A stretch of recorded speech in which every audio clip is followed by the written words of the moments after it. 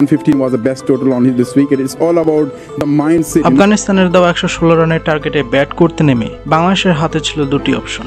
বাংলাদেশ যদি এই run 12.1 ওভারেই chess করতে পারে তাহলেই চলে যেত সেমিফাইনালে। এখন সেমিতে তো দূরের কথা, 8-9 জন ব্যাটসম্যান নিয়ে মাত্র 116 রানও চেস করতে পারলো না বাংলাদেশ।